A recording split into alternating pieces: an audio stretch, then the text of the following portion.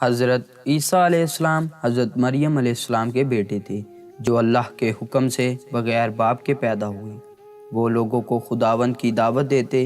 ایک دن حضرت عیسیٰ علیہ السلام منبر پر بیٹھے تھے اور لوگوں سے کہنے لگے، اے لوگو، اللہ تعالیٰ نے تورات میں فرمایا حضرت موسیٰ علیہ السلام کو ہفتے کا دن مبارک ہے اور اس روز سوائے عبادت کے دنیا کا کام کرنا حرام ہے۔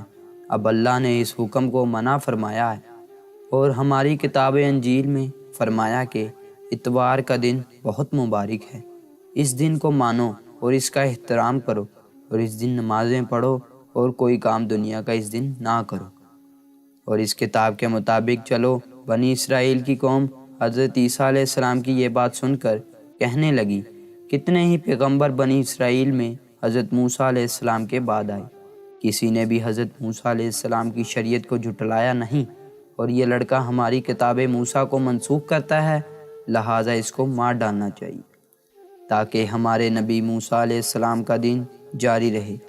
ان میں سے مومن یہود یہ سن کر کہنے لگے، اے قوم، تم نے اللہ کے نبی زکریا کو مار کر عذاب اٹھایا، سو تم بھول گئے؟ مگر کافروں نے نہ مانا اور حضرت عیسیٰ علیہ السلام کو مارنے کی فکر میں لگ گئے اور طرح طرح کی تدبیریں کرتے رہے اور کہنے لگے، جب کبھی ہم ان کو تنہا پائیں گے تو ان کو مار ڈالیں گے۔ ایک دن ایک عورت نے حضرت عیسیٰ علیہ السلام کے اصحاب حواریوں سے پوچھا کہ تم لوگ ہر وقت حضرت عیسیٰ علیہ السلام کے ساتھ رہتے ہو، کیا تم لوگوں نے کوئی معجزہ دیکھا ہے؟ یہ سن کر حواریوں نے کہا، حضرت عیسیٰ علیہ السلام مسیح خدا ہیں اور وہ خدا کے حکم سے مردوں کو زندہ کرتے ہیں اور اندھے کو بینائی دیتے ہیں اور کوڑی اور لنگڑے کو صحیح کر دیتے ہیں۔ یہ سن کر عورت نے رشک کیا۔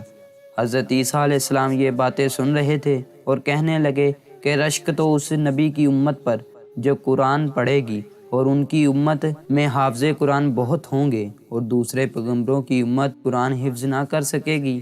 حضرت عیسیٰ علیہ السلام نے جب انہیں خوشخبری سنائی کہ پیغمبر آخر الزمان آئے گا اور اس کی شریعت قیامت تک جاری رہے گی، تب سب یہودیوں نے مل کر حضرت عیسیٰ علیہ السلام کو مار ڈالنے کی سازش کی۔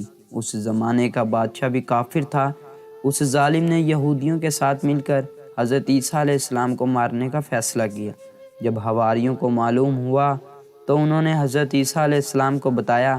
یہ سن کر حضرت عیسیٰ علیہ السلام نے کہا، تم لوگ جمع رہو اور بالکل مت ڈرو، دشمن میرا کیا کر سکتے ہیں؟ بس تم لوگ اپنے دین اور آخری نبی کے دین پر ایمان لاؤ اور اسی پر ثابت قدم رہو۔ حضرت عیسیٰ علیہ السلام اپنے تمام حواریوں کو لے کر ایک مکان پر گئے۔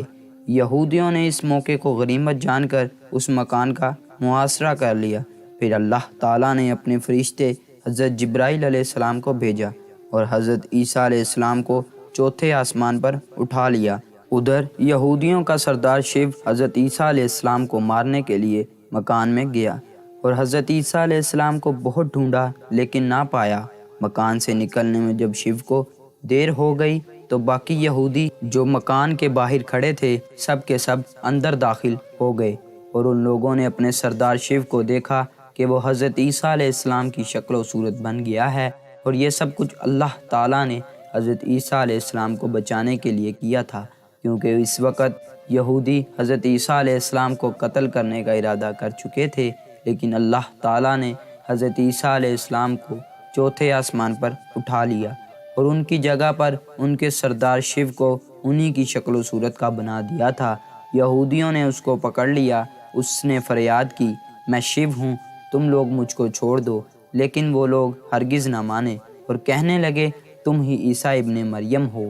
انہوں نے اپنے سردار شیو کو حضرت عیسیٰ علیہ السلام سمجھ کر پکڑ لیا اور وہ نہیں جانتے کہ حضرت عیسیٰ علیہ السلام کو اللہ تعالیٰ نے اپنی قدرت و کاملہ سے چوتھے آسمان پر اٹھا لیا۔ یہود کہتے ہیں کہ ہم نے حضرت عیسیٰ علیہ السلام کو مار دیا، جبکہ یہ کہنا غلط ہے۔